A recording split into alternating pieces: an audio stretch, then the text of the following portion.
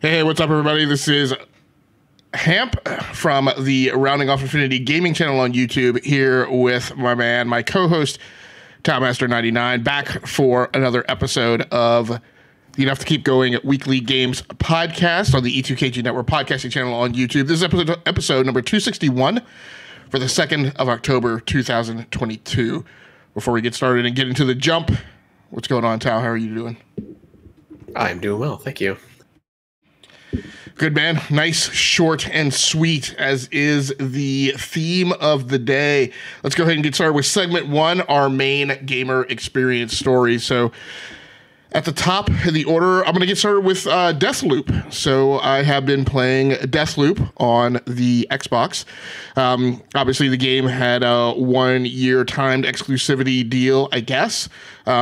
I don't know if it was originally planned as being exclusive to PlayStation and then it made the move to Xbox when they bought Bethesda or whatever. I think it was a time exclusive, but the game is now available on Xbox, and that's where I chose to dip back into it this week. I bought it on PC last year when it launched, but it just didn't grab me. And right when I saw that that warning that came up on the screen about the, I can't remember what it's called, the revise or whatever, that you basically get 3 chances and then you start over, I was like, nope, I'm out. Like, that feels and sounds a little too roguelite to me. And I knew that had kind of been the rumor, but I just didn't have the stomach for it last year. So I bounced out, and but the game is available now on Game Pass. I'll eventually get back to playing it on PC as well. But it's on Game Pass, and I dipped into it on the Xbox Series X. I took it beyond the point that I did last time. I played it a good deal differently this time, and I think that was part of it for me last time, even though I was just kind of in the introduction. As is many times the case with games like this, you have to kind of figure out how you want to go about playing the game. And I think I'm not a big stealth game fan. That is kind of the paradigm that the game kind of originally presents to you, is to kind of get the drop on as many people as you can and take as many people out silently as you can. But at a certain point, the jigsaw puzzle approach to trying to figure out everybody's patrol patterns and kind of dart in between and cross a room at high risk, I mean, that's fun, but when you mess up, I just find that loop disinteresting. And so the way I'm going about playing it this time is it's not a sneaking game. It's a I'm going to take everyone out game. And so what I do now is I kind of creep in just far enough to kind of understand where everyone is and understand what kind of everybody's you know, when I'm going to have to deal with each person from a tactical perspective each time. You know, I set it off after taking out the first one, and that just causes me to kind of select my array of weapons and in my lineup on how I'm going to approach things. So that is a far more enjoyable way for me to approach it, which I'm pretty sure is kind of how I approach Dishonored 2, although Dishonored has some sections that it forces you to sneak. And so I was a little more invested in doing it then. I don't know what it is. Maybe I just don't have the tolerance and the patience for it right now. So at least through the first area, that was doable. Now, I don't know if it's going to be doable from here on out. You know, I have a big problem with this style of game when it, you know, you're so depowered in comparison to everyone else that getting in a straight up fight with anyone is just a lesson in futility. And the amount of damage you take is pretty severe.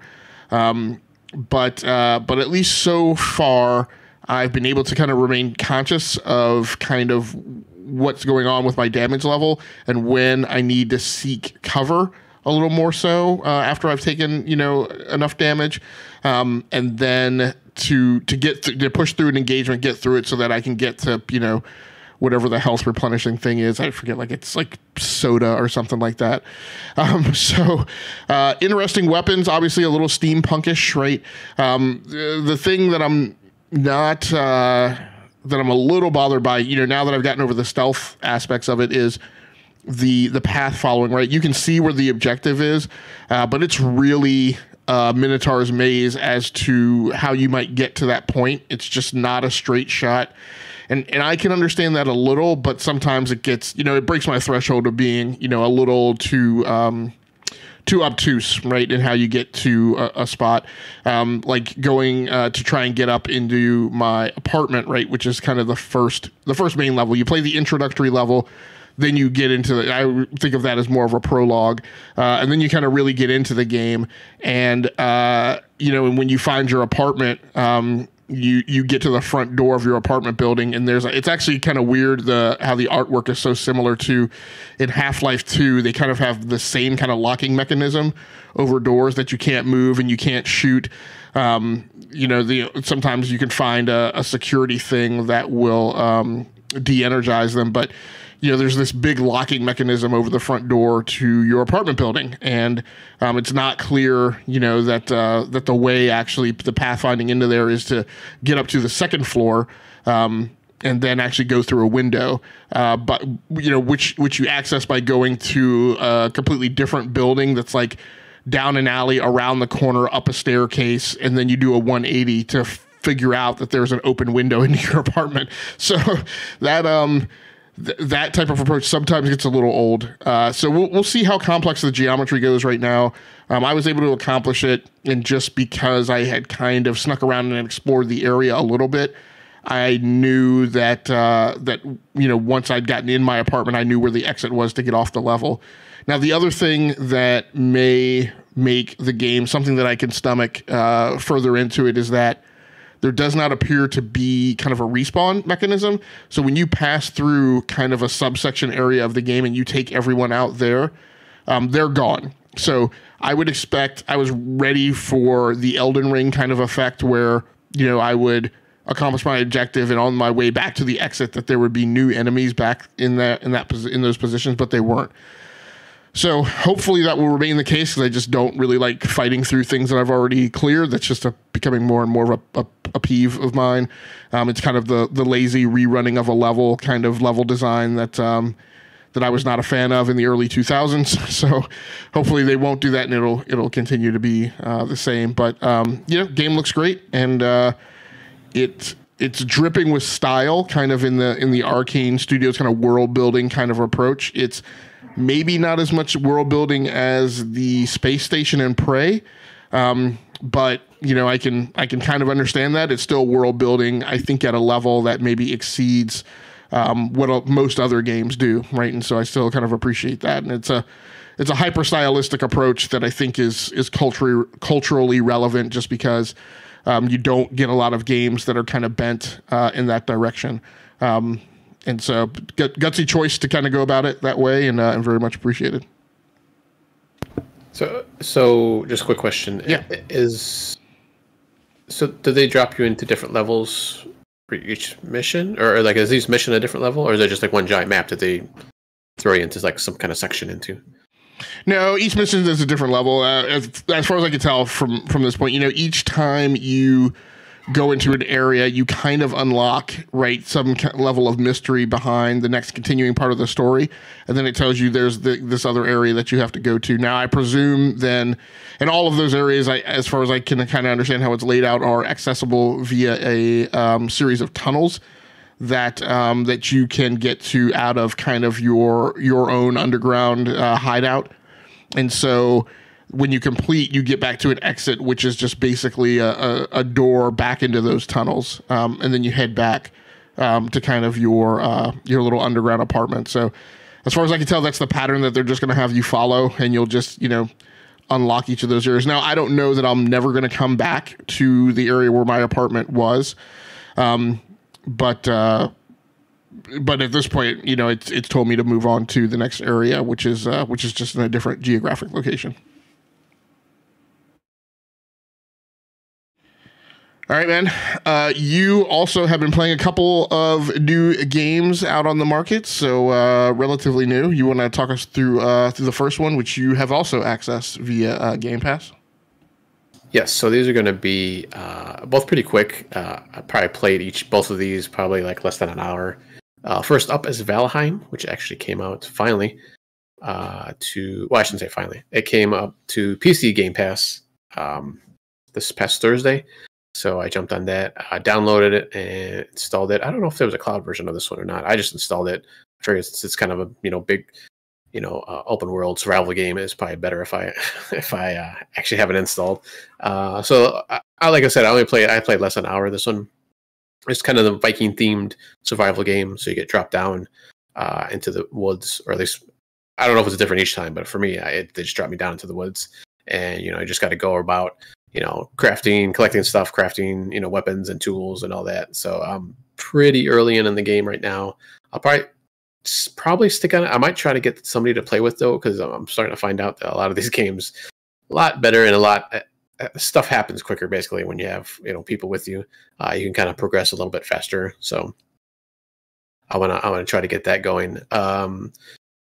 One thing that kind of threw me in this game, and I guess the graphics, and I'm not like a graphics person. Like I don't care if the graphics are poor or crappy or anything like that. As long as the gameplay or the story, or there's something else that's going on that kind of attracts me.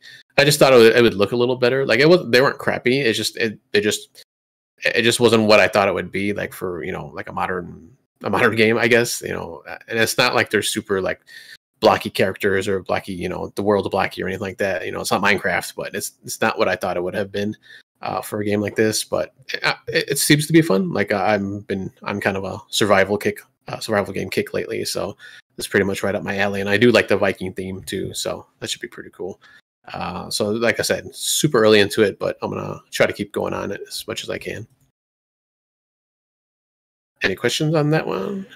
Yeah, so the publisher on that is Coffee Stain Publishing and made by Iron Gate Studio, who I don't know what else they've put out, but I mean none of these survival games are any like graphical like tour de forces. Like Ark isn't that high fidelity. I mean, and even if you get into kind of those asymmetric PvP games like Dead by Daylight and whatnot, they're not graphical powerhouses. So and typically I think because they're along the free to play model, there's not a huge budget to develop them. So I mean, was the graphical fidelity? I mean, obviously the graphical fidelity was not enough to turn you off. What have you kind of? I mean, so and then I assume, like kind of like I did with Star Citizen, right? I assume that going in to play the game, you've also kind of poked around the edges of the community, because there's always a big community around games like this. Has anybody else been bothered by like the graphical fidelity and anything of that nature? And have you heard any buzz about any potential updates or whatever that would address that? Yeah, unfortunately, I haven't been able to dive into the community yet, quite yet on this one yet. As like I said, it was pretty early on. I just wanted to kind of get a feel of it first to see if I even wanted to keep playing it. But from what I just read before, like previews and reviews and stuff, I never really saw anything about the graphics. But I don't know. I guess either I didn't read the right review, or they just didn't. It didn't bother them either, I guess. And like I said, it just kind of surprised me. It didn't bother me. I thought it would be a little bit. Like even Ark is pretty. I mean, Ark is really pretty. The graphics are great, and this one is just I don't know. It just seemed like they're just not. It just like I said, it just wasn't what I thought it was going to be. So, and not to disparage that studio or anything. I was kind of looking real quick, and it doesn't look like they've done anything else as far as I can tell. So, pretty small group of small studio. It looks like it was only 8 people. It looks like so.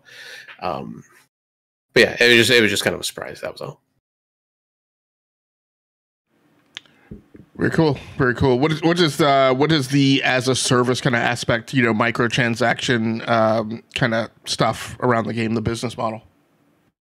I haven't seen anything like that quite yet. I might just be too early into the game. But as far as I can tell, I don't think there is anything like that. At least not right now. Like I said, I haven't seen anything, but I don't think, is this free to play? I didn't think this was free to play. Yeah, I said that originally, but now I'm asking, did you have to, I guess you accessed it via Game Pass, so. Yeah, for PC Game Pass, yeah. So yeah, I'm not sure if this is a paid game if you're not playing it through Game Pass. We will look that up and check it out. You have been playing another game that is new in terms of it finally went full release. I'm very curious to hear about this because I actually got in. If you remember me talking about this about a year ago, I'm not sure if you were on the show. DBQ was so. So I talked about me getting into this game via early access, and I actually feel a little bad, not quite as bad, because just before the game was actually going into full release, I got the notification that I paid for like a year subscription, and then I played this game. Let's just say that I didn't play it for a full year, and then my subscription lapsed like right before the game went live, so I kind of missed my window of opportunity. So kind of, how are you finding Dual Universe?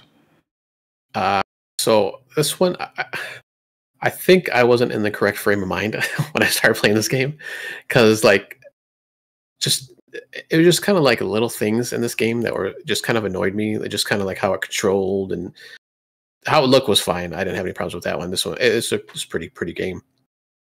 But some of the controls just seem kind of wonky. Now, yeah, I'm playing on PC, so I could probably fix that, in the settings or whatever.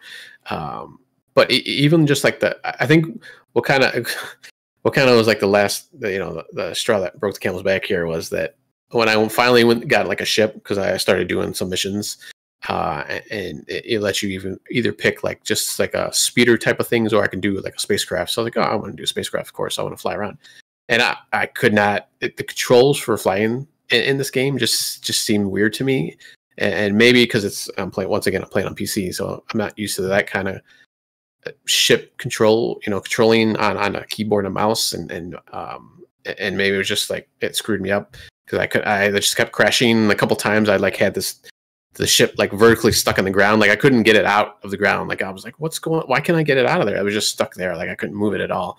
So I hop into another ship and I'm flying. I finally got that one flying around, and it was just like I just couldn't get my head wrapped around it, or kind of get used to the controls. So I was just like, all right, I'm going to put this game down now, and maybe I'll come back to it. And this was just a demo. Like I didn't pay for any of the subscription. Like I don't know if they do monthly or yearly or whatever. So I was just like, all right, that's cool. That's kind of why I wanted to play it anyways, just kind of see how it was. Because this thing it looks like it can get pretty, intricate. Like you can do, besides like base building and stuff like that, you can do like ship, you can build your own ship and stuff like that. So these were just like already pre-made ships that they had that you can take, out for this particular mission. So I'm gonna probably maybe try it again like in a month or a couple months maybe, and just kind of see if I can kind of get used to it a little bit more. And I was just kind of later at night, and I was like, you know what, I'm going to try it, because I had downloaded it, I think the day before, and I was just like, I'll give it a try anyways. But I think maybe it was just like, I wasn't just ready for the game. So it can get pretty complicated, it looks like. So it is extremely deep in its level of systems. And it's really a game that I think is targeted at people who have kind of gotten tired of Eve online. But it really takes it to a level of depth like 15 down below the detail of Eve. Like Eve allows you to buy components and put them together to make a ship. Well, really, let me take that back. Eve allows you to buy a ship and then populate it with a number of preset components, which are already designated to go with different ships of different types. So it's really kind of a Lego block approach to putting your ship together. And you can do it fairly quickly. You can get really spreadsheety about it and kind of focus on all the pluses and minuses and how many, different, hard points and capacity points you have for each different type of ship system, and balance it out and look at how long it takes for weapons to recharge, yada, yada, yada. And that's great. This game requires you to build the components. So there is no Lego block. I mean, the Lego block meta is like I said, like 15, 16 levels down. You have to find, and when you drop onto a planet, you're at least when I was on it, you're not given any kind of preliminary, you're not given the Google map of the planet, right? You have to find, you have to decide where you're going to colonize. You have to find where parts are. You have to find where the trading post is. Once you're at the trading post, you have to go around to each terminal and figure out what is traded at each terminal. And so, in the time that I spent with the game, I landed on the planet. I think there's a bit of No Man's Sky-ish too, to where like certain needs that you have to be met like along a certain like period of time. Like you're not just like, It's not like God of War, right, where you drop in the game unless something bad happens to you, right? There's nothing you have to do to really take care of yourself, right? You just wander the world until you run into something that gives you some type of negative input. In this game, I think there is a certain maintenance loop to it. I can't remember. I have to go back. But like in the time that I spent with it, I landed on the planet. I was able to build something that's like the equivalent of like a land speeder. Well, let me take that back. I first had to, I think, establish an encampment and then gather the resources to allow myself to build some level of land speeder. That then allowed me to transit to like another part of the planet to establish another encampment that was closer to the trade area. Then I was able to get over to the trade area. And then I had to, gather resources and then constantly make shuttle runs back to the trade area to constantly like farm for currency and then go build parts, because you can't just build parts on your own. You have to take them somewhere to where they can be fabricated. It's like, so it's just uber super complex. And that's super fun for people of that particular ilk who are looking for that type of meta. But there's a point in that loop where it's not really a gamey game. And so, if you just want to get out and fight and actually do something action oriented, it can be fairly long, right? In the ramp up and in the times in between, you getting, from that point to the next point. So when you built that, speeder or the ship, was that, like prefab parts, or you had to like build each thing and like put it together? Or they just gave it to you like whole? I think for that did have some prefab parts to it, I think. Because all I can remember is that I was able to assemble that a little more quickly. But I did have to identify that that's what I wanted to do, and I did have to put some effort into it, and I did have to, there was a point where I was on the planet where doing that was feasible, but when I wanted to start putting together a spacefaring ship, that was a point where I had to like do a significant amount of travel over the planet. And it's in real time. There is no fast travel. There is no time acceleration. So when I had to travel several thousand kilometers, right, to get to another part of the planet, it was like a 45-minute transit. I mean, it was a significant amount of time. And I just, I think you can GPS waypoint your way there, or like put it on autopilot, navigate, but like you have to sit there and watch the game run and watch it go. So, the little shuttle thing was piloting itself, and I ran across like some, I can't remember exactly what, but I ran across like some, like combat, some like things to combat along the way. So I kind of it's, like they tell you in a Tesla, you can't just put it on autopilot and then like ignore everything around you. I had to pay attention, but I was like looking stuff up on the web about the game while I was doing it. But like, it's not a small time event. It's not, and just like you're saying, your specific scenario, it's not a thing that you're going to sit down with late at night, right? And definitely starting off, right, and chew anything out of. I think I started off that way, and I very quickly got to a stopping point, and then I was like, oh, I need to put this away until I have like a 2 or 3 hour block, right, to sit down and mess with it. And then I had to block off like 3 or 4 hours the following day to make that planetary transit, because like I said, it's in real time. Yeah, I wonder if it was because it's a demo that I was playing, or if they just changed things for the release. Because when I got to that point, like I built my little house, and that was like a prefab thing. It was just like boom, and like, here you have a house, put it down somewhere. I just had to like plan out the ground, like do some terraforming. So I threw that down, and then I got to the ship part, or the speeder part, and it actually just had me pick like I think between like 3 or 4 different models, and I was like, okay, so I just picked it, and I was able to go. So like I said, maybe it's just because it was the demo, so they kind of like unlock some things maybe for you, or like I don't know. It was just kind of weird that how you were talking about your experience, and like mine is like totally different. Well, not totally different, but a little bit different as far as that part. Yeah, and the speeder, like I said, the speeder thing was somehow quicker. I can't remember exactly what the shortcuts were to, but like I said, when I knew once I got past that part, like I said, the big hill to climb was that the planetary transit right to get to the next area was in real time. And then once I got there, in order to start assembling not only a spaceship but like a larger encampment, like that was the work, right? I had to go. You know, it was not like No Man's Sky where I could like plant fabrication machines and then go gather resources and then come back and assemble like enough resources to put down like 6 levels of like flooring tile.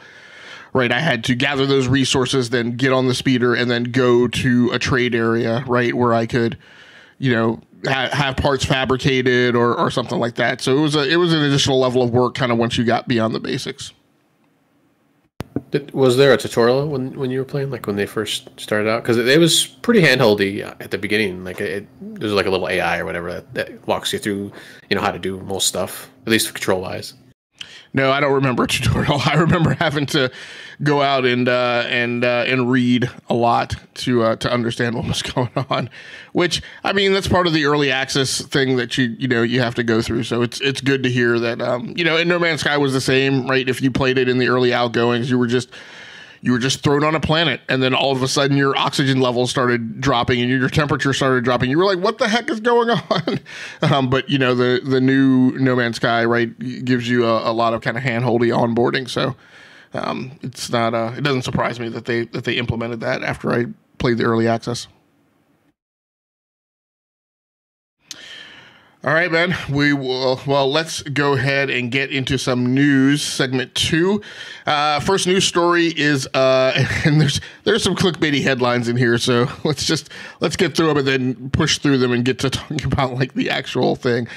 This article over on Kotaku, Bush-era torture apologist steps down from Call of Duty publisher because Kotaku's going to do Kotaku. Frances Townsend, who was the chief compliance officer at Activision, she really, by Kotick's description, held like 4 different positions, and obviously was a key spokesperson when they,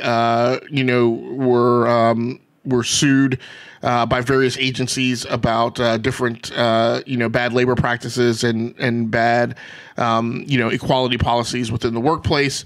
Last year, leading to the walk-up of the offer from Microsoft to buy them for $69 to $70 billion. But her claim to fame, during this era was that she was pretty caustic in her responses to those agencies and pushback about what was going on inside the walls of Activision. Several of the employees, when they kind of heard those responses, that kind of incited them to riot and led to a lot of walkouts and other things, just because her things that she was putting out seemed very insensitive to the actual conditions that were going on.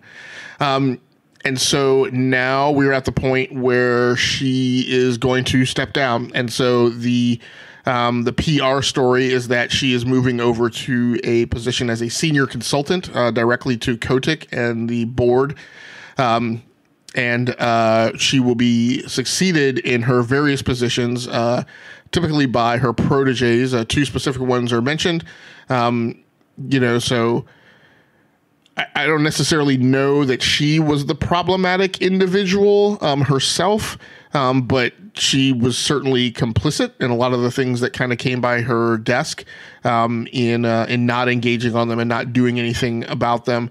Clearly, probably a Kotick supporter, who was all about kind of doing what she needed to do for the board and for the CEO, and not necessarily looking out for the privileges of, or the rights of the employees. So, is there something major kind of indicated by this move? I don't know. After she released her kind of caustic pushback on the agencies for their lawsuit, shortly after that, Activision kind of started turning things around and kind of started behaving as if they were paying more attention to the bad and were actively engaged in trying to do something about it. That may have been because of the lawsuits. That may have been because of the upcoming announcement, of the merger at that point.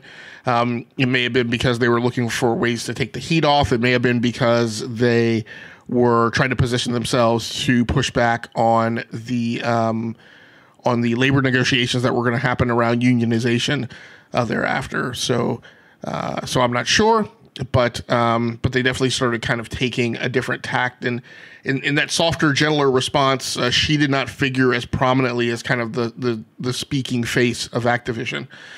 Kotick put out an email about this to kind of sing her praise, and then talk about the transition of her of the people who would be succeeding her.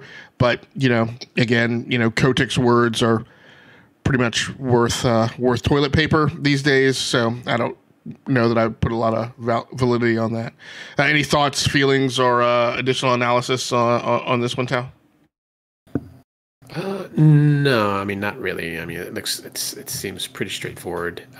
Kind of, I shouldn't say kind of weird, but I mean, I guess it's it kind of happens where they kind of, even though she's not in her position or will not be in the position now that she has, that she'll still be like an advisor to Kotick. So just, I don't know, kind of strange, I guess, on my part, but that's business, I guess, in the higher ups. Yeah, I think that's I think that is the structure of her arrangement. That is part of her golden parachute, is that she's not just being walked out the door, but she is being given transition time and the appearance that she is still a valuable employee, so that whenever she goes on to her next position, she doesn't have the stigma of being asked to leave.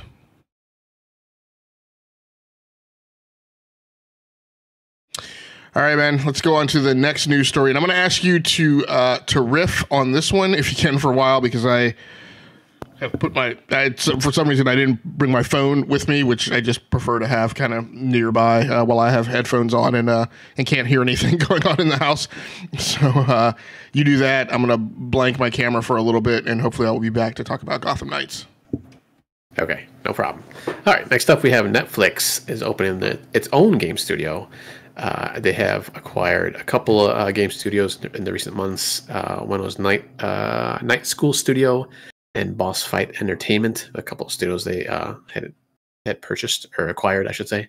Night School does the Oxenfree games. I didn't get a chance to look up what Boss Fight did, but I will look that up in a second here. But the studio they're open, though, it will be overseas. It will be actually in Helsinki, Finland. And the director of the studio will be Zynga's current vice president, Marco Lastica. I think that's how you say his name. Sorry if I have butchered your name, my friend. But yeah, in a quote or in a statement from Netflix, this is another step in our vision to build a world-class game studio that will bring a variety of delightful and deeply engaging original games. No ads and no purchases to our hundreds of millions of members around the world. So I know there was a couple of games that they had released like on mobile, at least on Android, that I played. One was like a golf game, I think, and then I can't remember what the other one was. I think it might have been some other kind of like weird kind of sporty game. But in the article here, they actually says they have an Oxenfree edition of Netflix actually on the platform. So, which I don't remember ever seeing like any kind of like advertisements or anything like popping up. Like usually Netflix will like throw, all kinds of stuff at you, when you go in there and you can see like, oh, here's like, some suggestions. And it's mostly just like Netflix stuff, Netflix developed stuff. But I don't remember ever seeing anything for any games or anything. So I don't know. I'll have to check that out at some point just to kind of see where that's at and how you even play it. I've never played Oxenfree, so I'm assuming it's just some kind of like story-based game or like, kind of like Telltale game, those kind of games. I know they had Minecraft on there at one point, or still do, possibly. I don't know if it's still up there, where you kind of just like click a choice while the characters are talking and stuff, and then you'll see what happens when you pick that choice. But I'm not sure how. I thought Oxenfree was a platform, but maybe I'm mistaken at this point, because that'd be kind of hard to do, I think, on just the Netflix remote. So I have to see how that's going to work out there. But they're going to be developing obviously in-game, just in-house games for Netflix. So Ham, any or Ham, I should say, not Ham. Any thoughts on this one? You see this going anywhere a little bit more than, say, like Stadia, as which we'll talk about here in a second. But do you think like all these acquisitions they're doing, and now that they're creating their own game studio, like is this going to come to fruition on anything big, or just kind of like another side project for these kind of companies, these bigger companies? Well, I don't think I think they're significantly different business models, right? And I've been speaking a lot recently about kind of, the cautionary tale, right, of people who I think sometimes have more malicious intent when they're drawing comparisons. And I don't think that's what you were doing, but there are definitely people out there who are, and there are definitely people out there who like literally every moment that there's bad news about Netflix, it's see, that's what's going to happen with Game Pass. And I'm like, you do understand they are completely and radically different business models, right? And I think there's differences here between, what Stadia was doing, what these were doing. You made the mention of the Netflix remote. I don't think these games are playable on Netflix. I think they're just regular platform games, in this case, that play on PC, but then are also coming to console.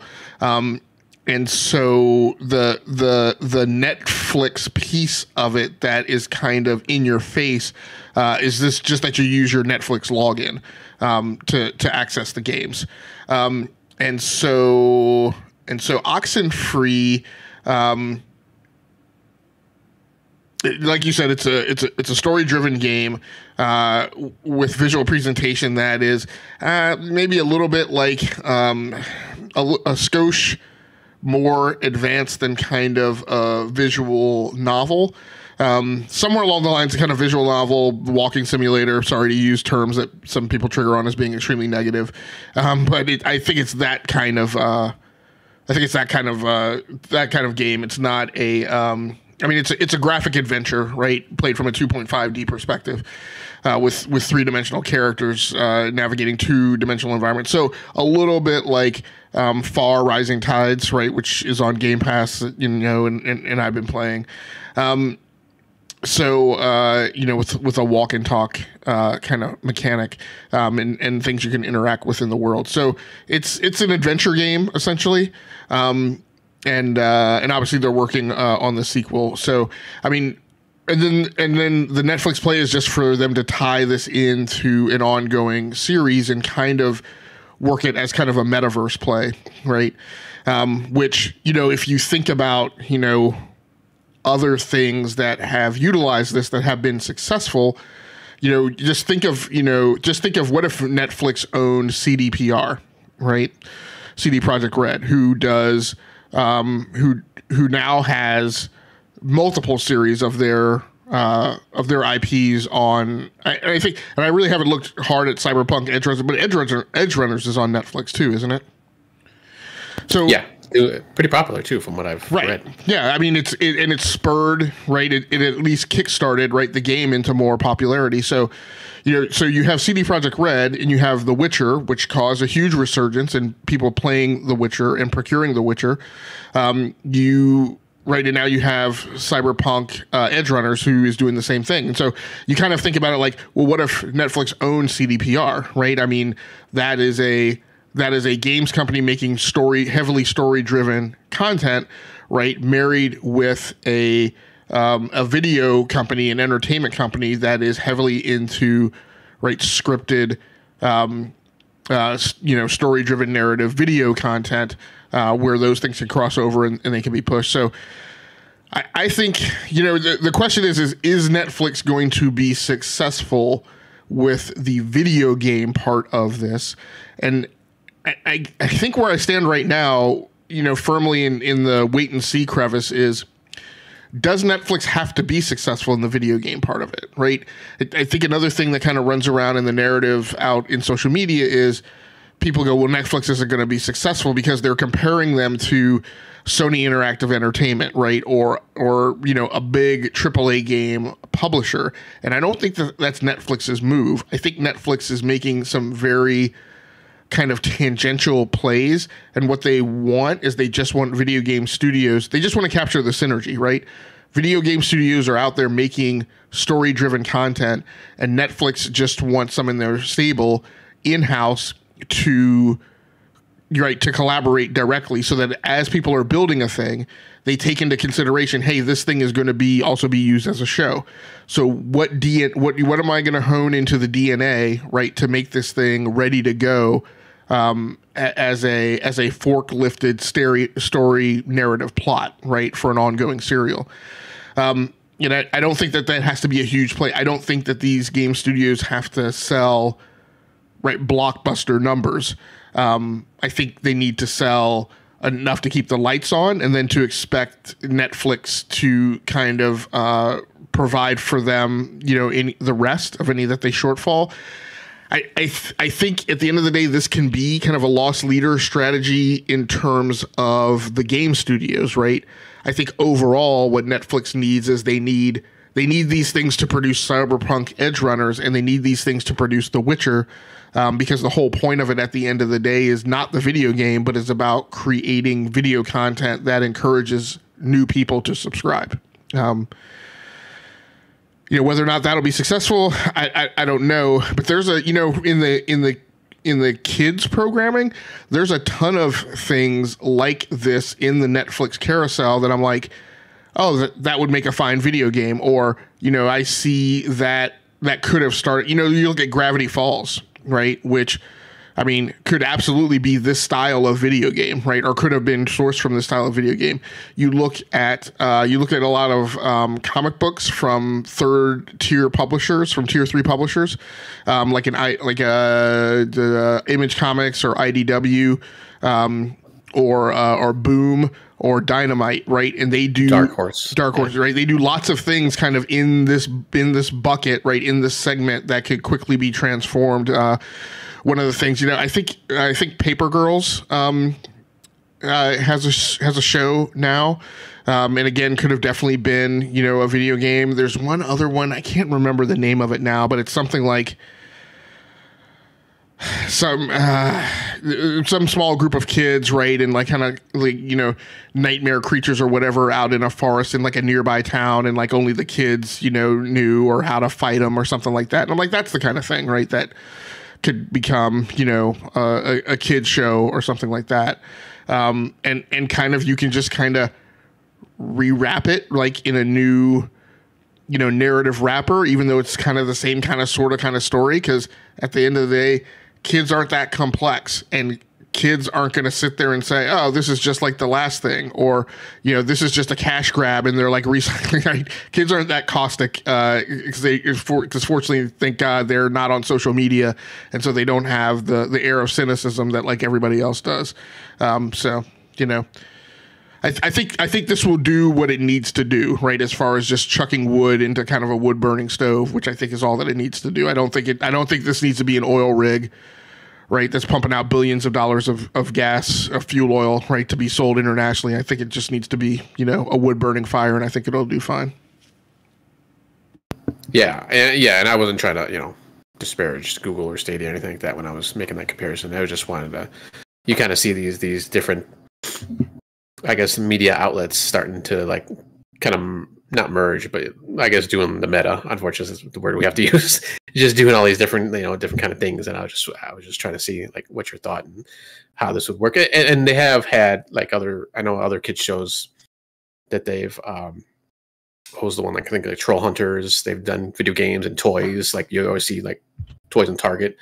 There's another one with they're like trucks like merged with dinosaurs. I forgot what that one was called. I know my son used to watch that all the time. I see those toys too out there all the time. So, they're just trying to, get their hands in everything. And like I said, eventually, hopefully that'll get them subscribers and, people, the parents or the kids see these toys out there like, oh, hey, what's that? And then, hey, it's Netflix. So, let's try to subscribe to that now, or re-up our subscription, because, they've obviously had their troubles lately themselves, just with subscribers, but it makes a lot of sense though. Yeah, no, and I knew you weren't. There are lots of people out there that they have their pre-canned narratives, and they're contorting every little bit of morsel of fact that that they think purposes and can be purpose to support their narrative, right? To carry it through. I knew you weren't trying to do that, but you make a good point. Like the Troll Hunter series. I mean, we hyper focus on Kojima and like what he does in video games and his desire to kind of transcend that into movies. And, we keep looking for kind of when he gets tired of doing just video games and kind of transitions to doing something a little more metaverse-like or really just go straight to movies. But imagine if you, like Guillermo del Toro, right, you gave him a television studio plus a video game studio to work with, right, to weave a story that kind of went together. That could be a potential, powerful creative thing to do. So just going ahead and going on to the next story. This another clickbaity headline. So Gotham Knights cutscenes will play out differently depending on the character. Has Nightwing rump fan service. So look, let me deal with the rump stuff and get it out of the way. If you are a DC comic book fan, and I'm not going to dispense with the story just because it's not really the type of material that we normally want to cover. I'm just going to say there's a thing for Nightwing in the DC Comics universe, and creators service that interest. It's kind of a trope. It's kind of jokey. Comic book fans, we acknowledge that it exists. I'm not going to ignore it and act like it doesn't. I like Nightwing as a character, and anything that lends to his burgeoning popularity, I'm fine with. And if that's a thing for him, then that's a thing. So back to superheroes. What the creative director Jeff Eleanor explains is that and this to me kind of makes me think of like Virtua Fighter and maybe Mortal Kombat and maybe Tekken. Right, but probably more so Tekken, where there's a story, there's a through line through this thing, but you don't really understand it in its entirety until you see all of the characters' in-game cutscenes. And so what Eleanor mentions is that as you go through the game and you see various cutscenes at the end of a given chapter, those cutscenes are specific to a character's point of view, and so you may think that you understand the story, right, because you see it from Nightwing's point of view, but you may not really fully understand the story until you see it from Red Hood's point of view as well. The thing that this leaves me off curious, and so as you're seeing those, you're going to see a cutscene that is tailored and tuned to that character. And so for any one of those, theoretically, there should be 4 variants of that at least. And you're only going to see one. What this leaves me curious to see is how are they going to handle this when you're doing co-op? So if you're running 2 people and one person's playing Nightwing and one person's playing Red Hood, are you both going to see kind of the hosts or the party leaders cutscene? Or are you both going to see 2 different cutscenes going to play, one on their instance, one on yours? And then unless the 2 of you talk and compare notes, you don't really necessarily know what the other person has seen, which I think would be a really great implementation and would really give this game a lot more buzz. So I don't know. What are your thoughts on that, Tal? Yeah, that didn't even come to my mind. that might be even a possibility. Like how I would think that they're more than likely they're probably just going to go with the host, whoever's hosting it. Most likely, you'll see that cutscene for both people. But it would be kind of cool, yeah. If obviously, if one person's playing Red Hood and one's playing Batgirl or Nightwing or Robin, you'll see that person's that person will see his characters. But I'm going to think more than likely they'll probably just see the host. Is my bet. Kind of a cop out, but more likely that's probably. I mean, it's tough. It's tough for me to sit here and imagine which of those is easier, right? So I think. Guessing that you'll see the host cutscene is the thing that would seem to be easier to implement from a development perspective. But I don't actually know that for certain, right? Because on your box, right, you're seeing your instance, and so it might actually be easier to implement it to have that flag set or have that trigger be context sensitive to the character you're playing. I don't know. And then the problem becomes, right, then if you go back, right, and play back through that section and you're playing as Red Hood, does the game need to track or be conscious or aware of the fact that you've already seen the cutscene play and that you've seen the Nightwing part of it? I don't know whether that would make any difference or not. So I don't know. There's a lot of negative opinion about this game out there, and I just continue to keep my fingers crossed. During, again, I can never remember the name of the series. I'll just call it Batman Unlimited. But when the New 52 came along, and then after about a year in the New 52, DC went to the publishing mode where there were some titles that it was putting out on a weekly basis, which just seems an impossible pace to keep in the comic book industry. But there was the Batman series then, which was not the main book, but the shtick of that series was it kind of started off as a Batman story, but over time it kind of transformed into a Bat family story, and the way they were going about it, because you just can't maintain the pace of like putting Batman in the book like every single week, right, as the feature character.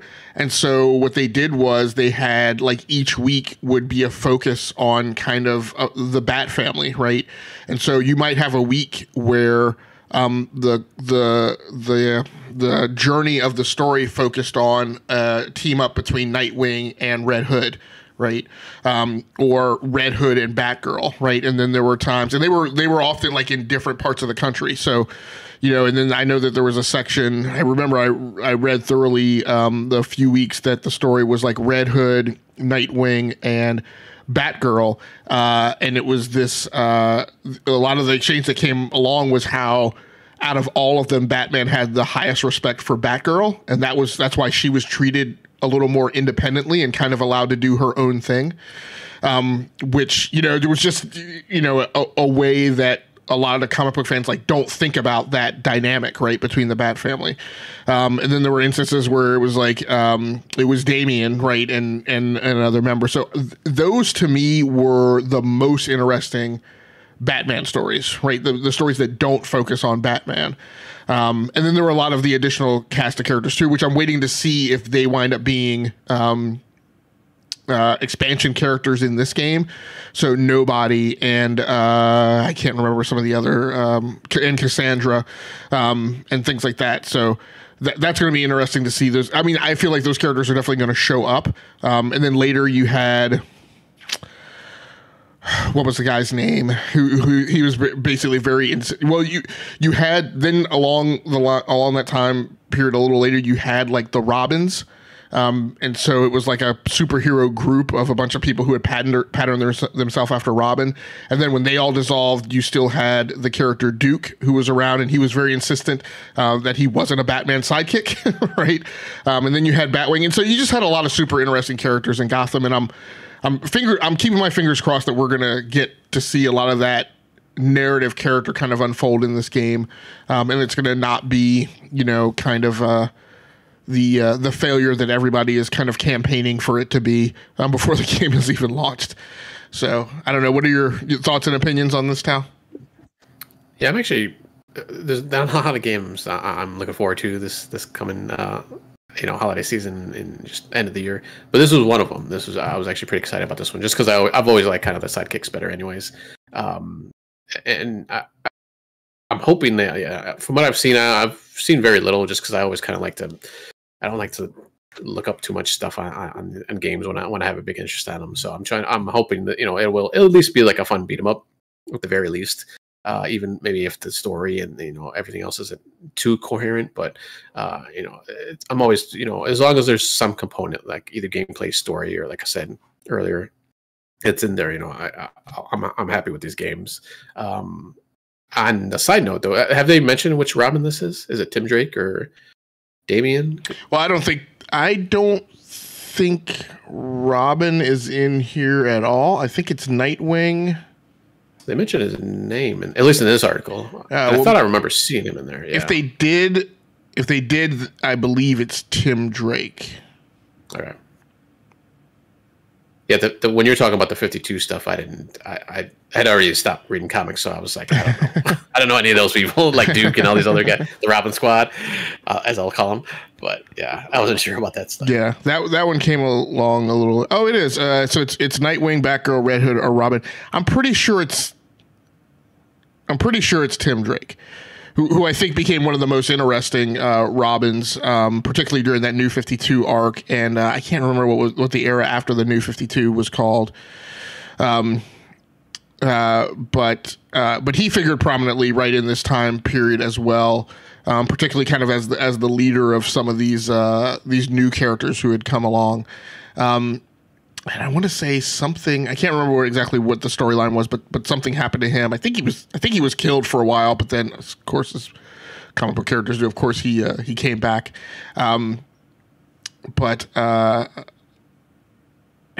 to remember, but I mean, so this would be, and this is one of the things that I'm excited to see in the game too. I am going to verify that it's him. I think it's him, but Tim eventually has kind of his own hideout called the Belfry, which is this big clock tower in Gotham. So that's like one of the tallest buildings in the city. So that, and he was like the most computer savvy, right, of all the sidekicks, and kind of was one of the ones who was really deeply into, hacking and things like that. So it was kind of neat to see that kind of used as an element in the story too. And the Belfry kind of became like the central HQ for a lot of these kind of next generation Bat family characters that came along that were not Batgirl, Nightwing, or Red Hood. So super interested to see that in the story as well. So like you, there's not a lot of games that I'm excited about. A lot of games are just kind of, there are things that I like. God of War Ragnarok, I'm not excited. I mean, I expect that game to be what it is. I don't expect it to be less than what I expect or more than what I expect, but Gotham to me is the one that has the potential to be something unexpected, and that's one of the reasons why I'm excited about it and keep an eye on it. We alluded to this final story a little bit earlier, but let's go ahead and talk about the Stadia wind down.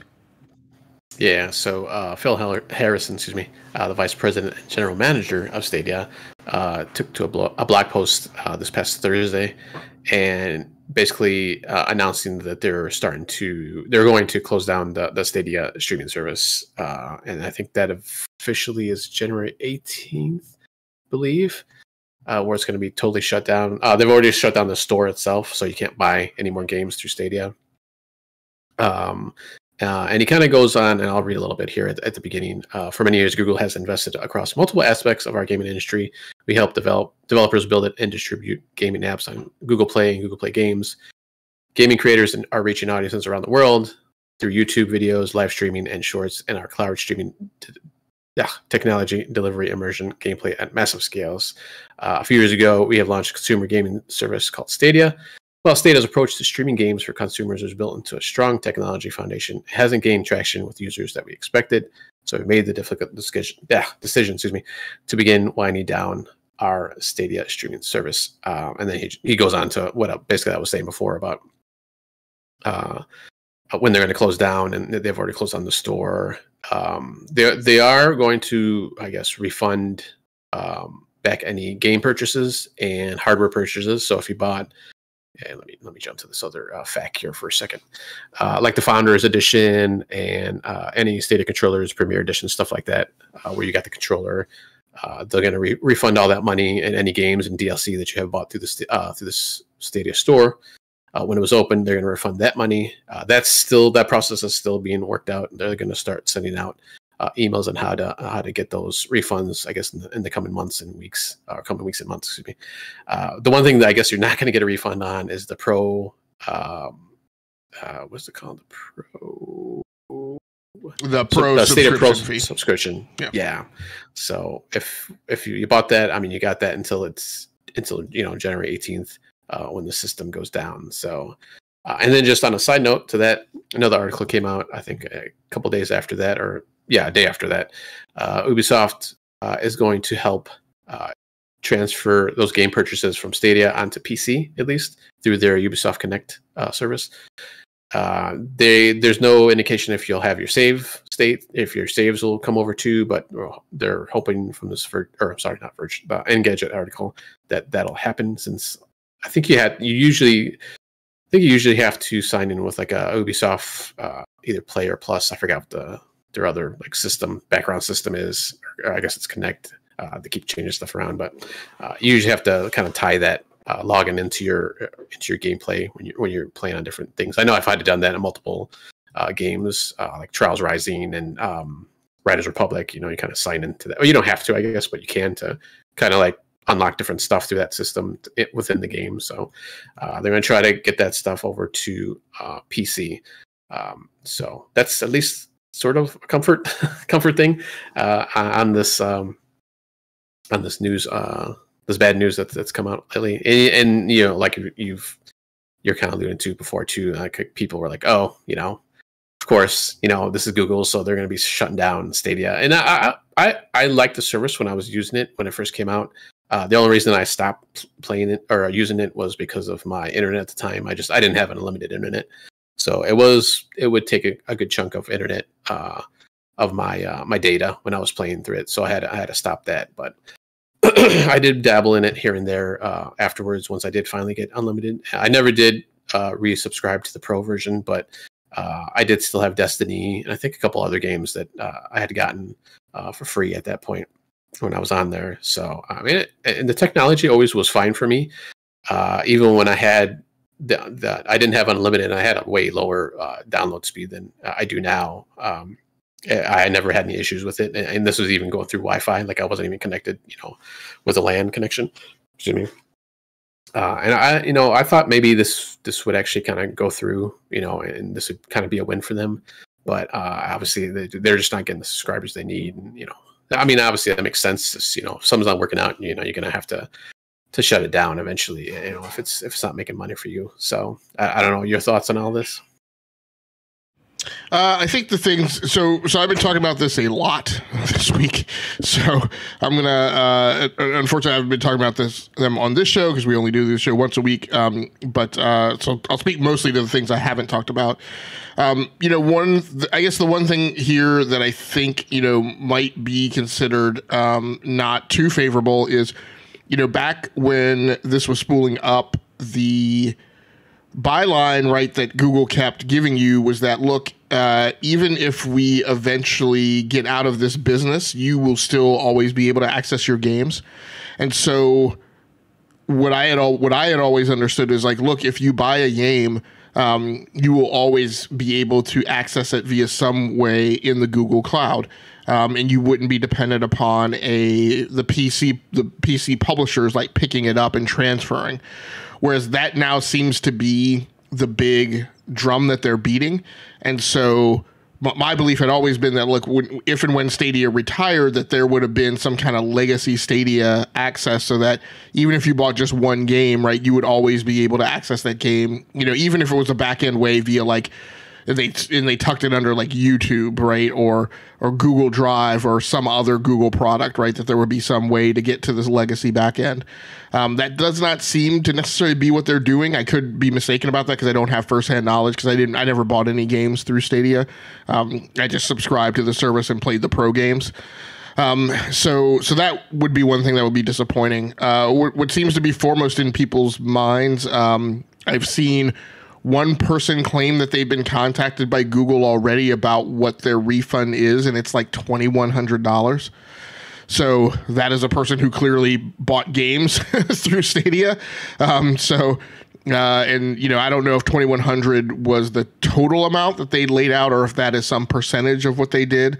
But you know, obviously, it seems like there's an honest effort for Google to kind of pay those people back.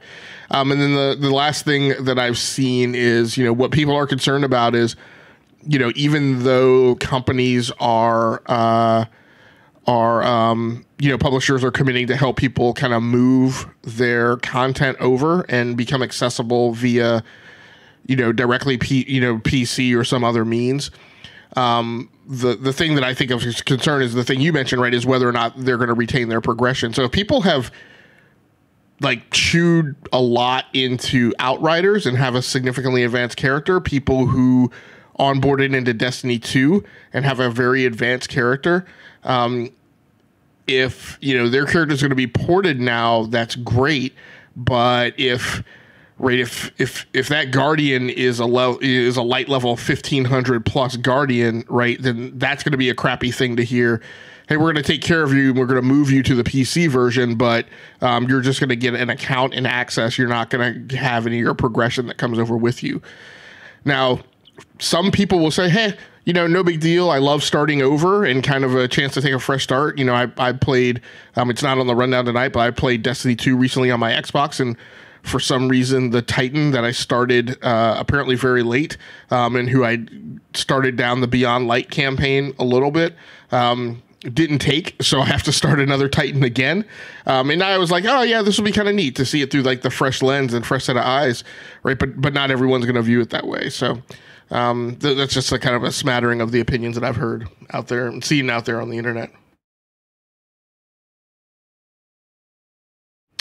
All right, it looks like that's going to do it for us for news. So let's go ahead and pound through segment 3, which is the gamer experience cleanup, because we got 7 games to talk about in there. Tao, I will let you, I was about to call you Tao because of the name of the first game that you have up, but go ahead and talk about this one you've been playing on Nintendo Switch.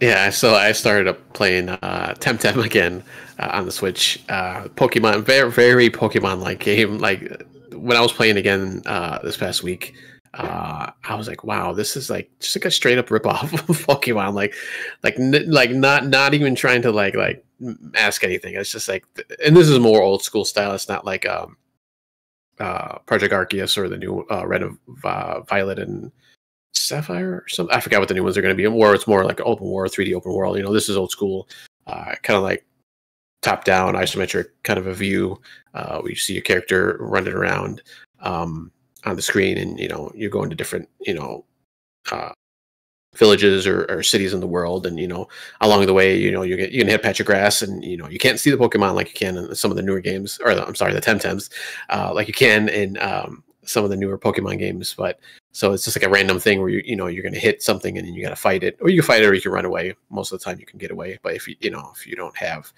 the correct TemTems to fight, but man, yeah, it's just like, you know, instead of Pokeballs, you have like these little crystal discs that you catch the creatures with. But I mean, you're like going around these like the different trails or roads, and you know, it's the same exact thing like in Pokemon. Like I said, like the grass areas or where the Pokemon are, and then you have the little like just patches of dirt or whatever roads where it's safe, and then you know, you meet the I don't even know what they call them in TemTem, but the trainers or just people who are other TemTem handlers. So you got to fight them too. So I mean, it's like almost exactly like Pokemon. It's just kind of, I don't know if there was ever any kind of lawsuits or anything going on, but I'm kind of surprised that there wasn't.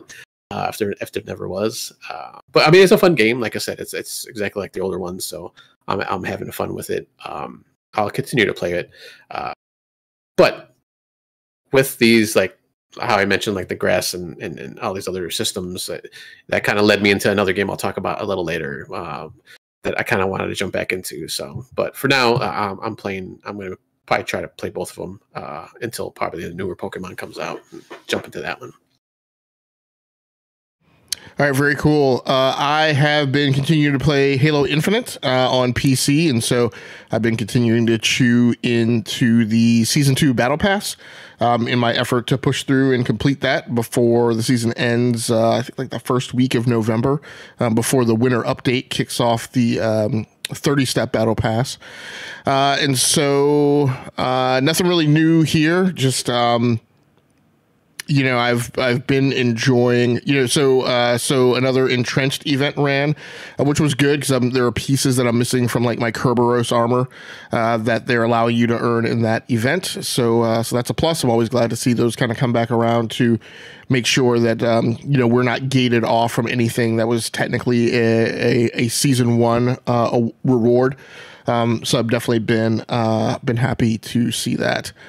Another game that I've been playing, I've been continuing to play OlliOlli World on Xbox this time. And so I'm in like, I think like the second world. And so have spent a little time kind of messing and experimenting with some of the Xbox's native on board kind of capture things, which I know other people have used before, but I haven't really used extensively. I think for whatever reason, I don't think. Now it's kind of weird that I'm thinking about it because I'm pretty sure I had my my Hoppage card hooked up as well to do its standalone video capture. So I don't I don't really remember why I was using the Xbox's onboard native, but I just use that to take like a few screenshots here and there, and to take, you know, the old Xbox record that kind of approach to recording the last 30 seconds to capture some stuff. But, you know, just kind of as it was like the first time that I went through it, you know, it's really a great game. Just kind of built in that Trials Fusion kind of mold. So, you know, if you do a bad run, you just go back to the beginning and try it over again. You know, I was talking about this a little bit today while I was playing Trackmania on stream, which I'll talk about a little bit later. But, you know, the devs here do a nice job in terms of kind of pacing the adversity, you know, and so in any given country or land, right, there seems to be this section where things are really, really hard, right? But the upside of that is once you kind of push through and get through those, the rest of that land or level is reasonable. And I don't know if that's really because you've upskilled or just because it is actually literally easier.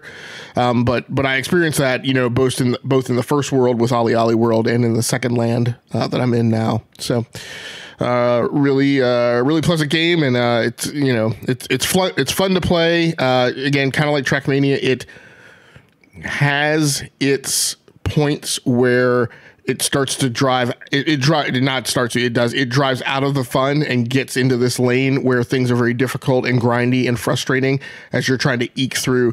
Well, let me play like the first 10 seconds of this level, and then let me try and figure out the next 20 seconds of this level, right? Because, you know, the way it streams stuff onto the screen in that 2D format, right? You're constantly approaching the next area of track that you have no idea, right, what it's going to be.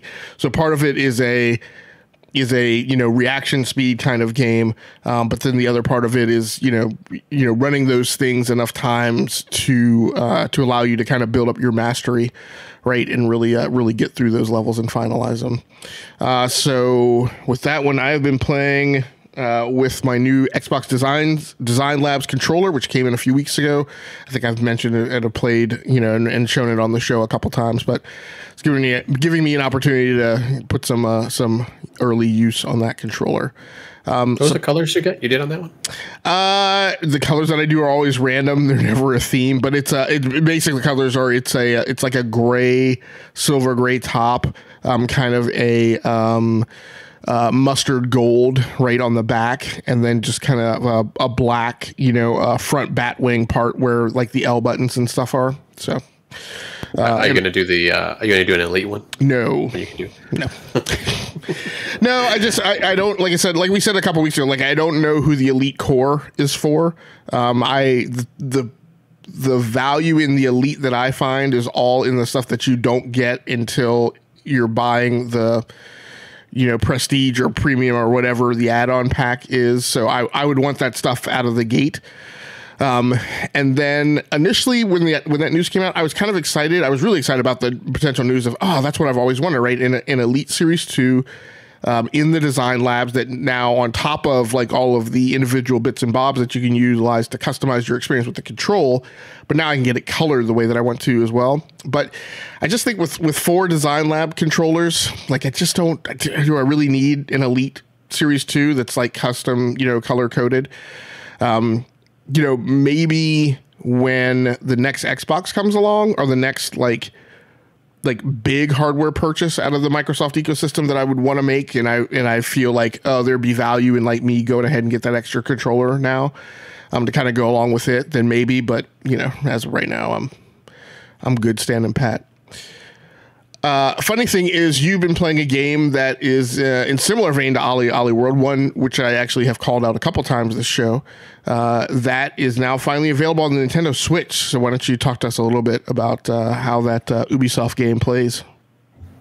Yeah, 2 quick questions before I move on here. I can't remember, did Halo, and I know I think you bought both season passes, but does it have a free tier? Like if you don't buy it?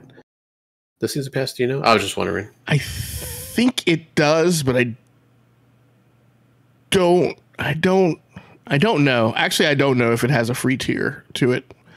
You can play the game and you can play multiplayer, but I don't know if you make any progression against the battle pass. I'd have to look that up. All right. And then on the Series 2 controller you have, does it? I know you didn't have a Series 1, but on the Series 1 it actually has a physical switch where you can like make different configurations of like your buttons and stuff. Does it still have that switch on? Okay, it does. All right. I wasn't sure if it did or not. Yeah, I want to say, I'm trying to remember. I think it has a. I'll have to look at it because I get confused between, because I have a Thrustmaster eSwap Pro X controller is very similar in some of its advanced functionality, and I definitely probably like get confused in my memory between the two, because the Thrustmaster has a hard switch. Actually, I take that back. The Thrustmaster has some buttons on the other side that you could push to get to the other profiles, and then it's on the top. There's an LED indicator that tells you whether or not you're in profile 1 or profile 2. But I think the Xbox has a switch, but then also in software, you can. Let me stop, because I'm definitely getting confused, because I've been both in the Xbox. You can do it in the Xbox. In the Xbox software, you could force it. Yeah. Okay. Because I actually like the physical switch, because it's like just a quick flip. Unlike the software where you have to go like 2 or 3 levels deep, if not more. Yeah, but the software is put there because there have been people who have had problems where they hit the hardware switch and they don't flip profiles. So the software switch is there to basically have you force the modality into whatever corresponds to the switch, and then after that, like, your switch should work fine. But I'm not 100% sure. All right, man, you ready to talk about that next game now that is that's similar to OlliOlli World in a certain paradigm? Yeah, so I jumped back into Trials Rising on the Switch, on the Nintendo Switch.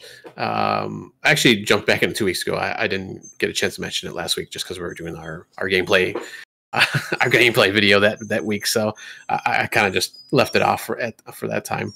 But yeah, I played like when I first was playing it last week. I played a little, or the previous week I was going just through the progression of the story mode, the campaign mode, where you're just kind of going around the world and doing different tracks, and as you progress to different countries, it gets progressively harder. So you start off, I think, easies in the US or North America, and then I'm over in Europe now. Excuse me, and that's hitting the medium tracks. So, but then this week when I was playing, I actually jumped into some of the user created levels. So I just kind of messing around in those, and just people make like the craziest things in those, and it's always super cool to do. Like, that's one thing like I'll never do with some of these games that have like the track creators and track editors. Like I don't have the patience or the time to sit down and make a track or a level or some of the stuff like that. Some of them are really creative, so it's actually pretty cool. But yeah, I was having a lot of fun with those tracks this past week, and it's kind of cool. You get the little, do you give it a thumbs up or thumbs down, after you finish it. So it's kind of nice to give them somewhat of a feedback in those kind of games. So I'm just having fun in that right now. Very cool. So this, so obviously you've paid for this game on Switch. There's no like way to access it otherwise, right? Correct. Yeah. So you now have it on Xbox and on Switch?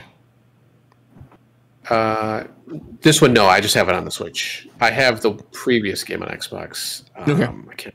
That was whatever the Trials was before Rising. So. Okay. All right. Very cool. For me, I have also been going back and revisiting Call of Duty Black Ops Cold War. My favorite Call of Duty in recent years. Modern Warfare got me back on the horse. It was kind of my gateway drug, but Black Ops Cold War really does it for me. I am kind of ramping myself up and getting back into the COD paradigm after a long layoff in preps for Modern Warfare 2. I know that there are some UI paradigm differences that, again, are the ones that I harp on that I can't stand, because there have been two approaches to the gunsmith right in recent years. There's the Black Ops Cold War methodology of kind of stacking all of the components in one vertical when you go to that screen, and that I feel like, to me, that makes it way more easier. Like I pound through those screens, swapping parts out incredibly quickly.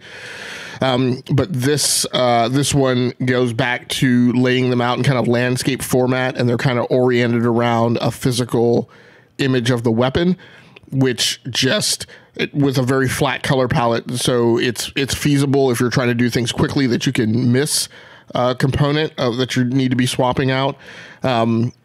And just at the end of the day makes the weapon upload inventory meta not quite as fun as it is in the vertical format, because the vertical format just has a lot more usability to it. Now there is a vertical format that I've seen within this game that you can get to in Modern Warfare 2. Quite honestly, I can't remember how I got to it though. I just know that once I was in it, I was able to sort those attachments a heck of a lot more easily and more readily kind of understand what I had unlocked. But I am playing this on the PlayStation 5. I moved it so it'll be slightly closer to some other things that I need.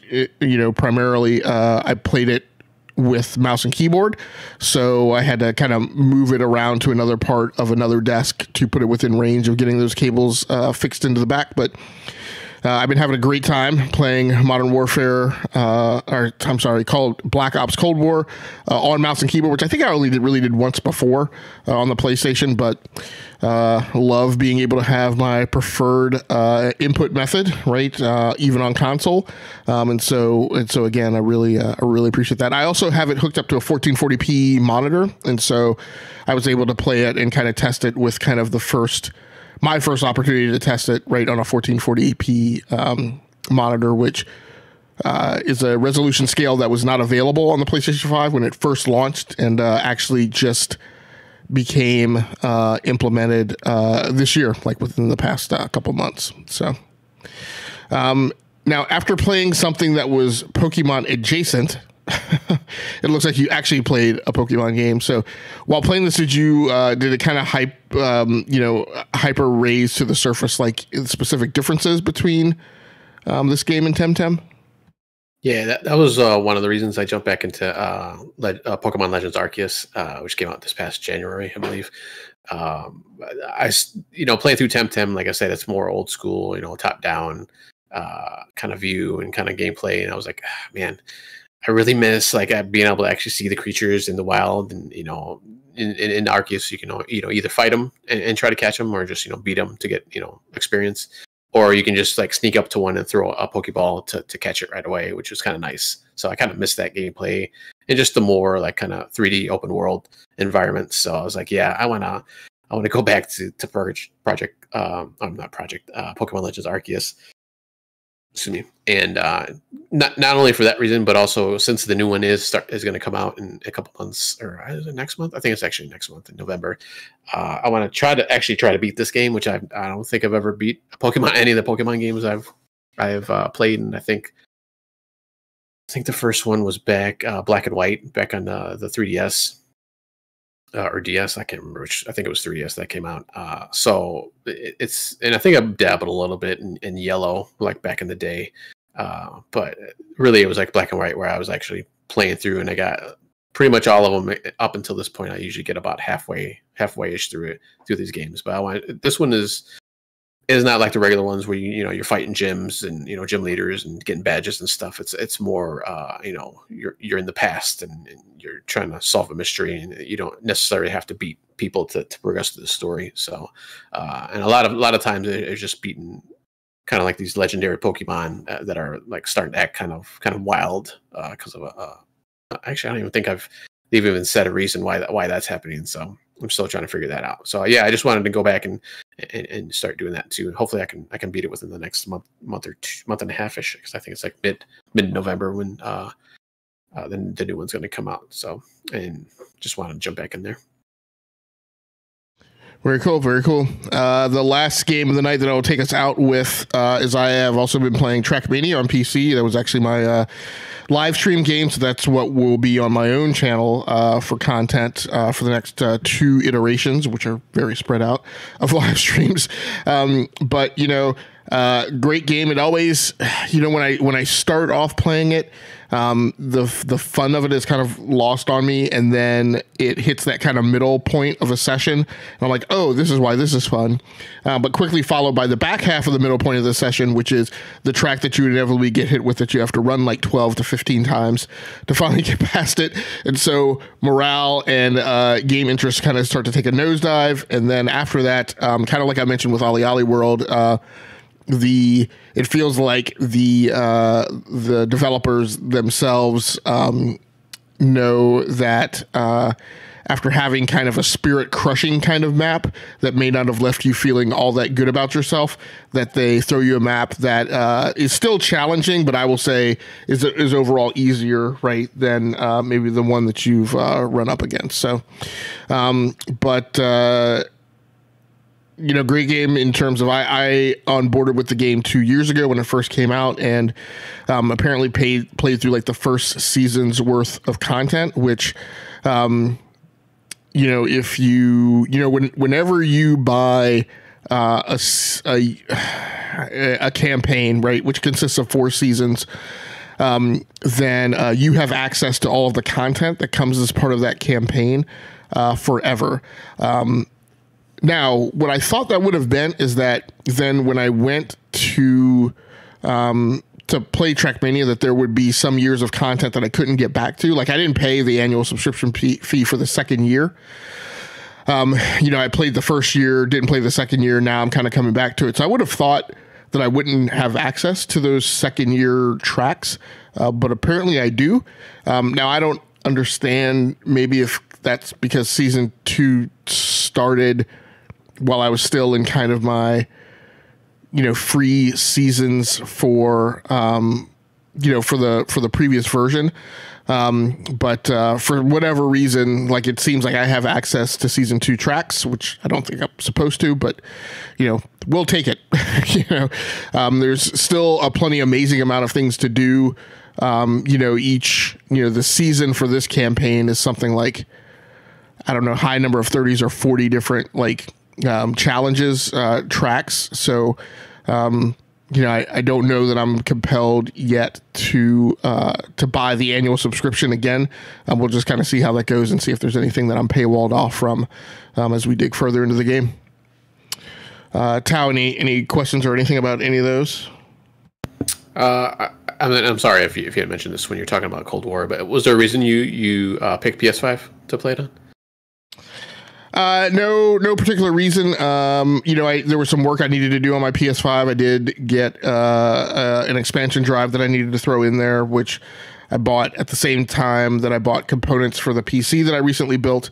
But it was here, and I needed to do that, and so I put a 2 terabyte Skyhinks drive in it, which is reviewed really well on Amazon, and I think tests at like 6,300 megabits per second throughput. So, well above the minimum. So I had to do that. I had also gotten color plates for my PlayStation 5, so I needed to do that as well. So I think it was just because there was some work I needed to do on my PlayStation 5, and then once I had done that work, I wanted to find something to play on it. And I had recently started playing again on PC, obviously with mouse and keyboard. But that year that I onboarded and kind of got back into Call of Duty, I played on PlayStation, Xbox, and PC. So I guess I'm just kind of resurrecting that paradigm as we get back into it. And Modern Warfare 2 is going to drop, and my hope and the point of this is that this will kind of get me in the mindset and kind of muscle memory of getting back into that game and not just getting thoroughly trounced and the floor wiped with me when it launches. So hopefully that will be the case. Anything else that you want to go over tonight, man? Nope, that was it. All right. Well, for everyone else, for everybody who's happened to swing through and watch the live stream, we appreciate you. For anybody out there watching the archive version of this episode of the Enough to Keep Going Weekly Games podcast on the E2KG Network podcasting channel on YouTube, we appreciate you as well. Please feel free to like, the video and subscribe to the channel so you can just receive a notification whenever we are going live or are pre-schedule the event or are live, so you can swing by and chat with us. So until next time, take care of yourself, stay safe out there, play the games that you like, and come here to talk about the games that you love. Once again, my name has been Hamp from the Rounding Off Infinity Gaming channel on YouTube, one of the co-hosts from the Enough to Keep Going Weekly Games podcast on the E2KG Network podcasting channel on YouTube, here with my co-host TowMaster99. Tow will be hosting next week's episode, so be sure to come on back and swing through and hang out with us again for about an hour and a half. Until next time, good night, good luck, and good gaming. That's going to do it for us. We're out of here.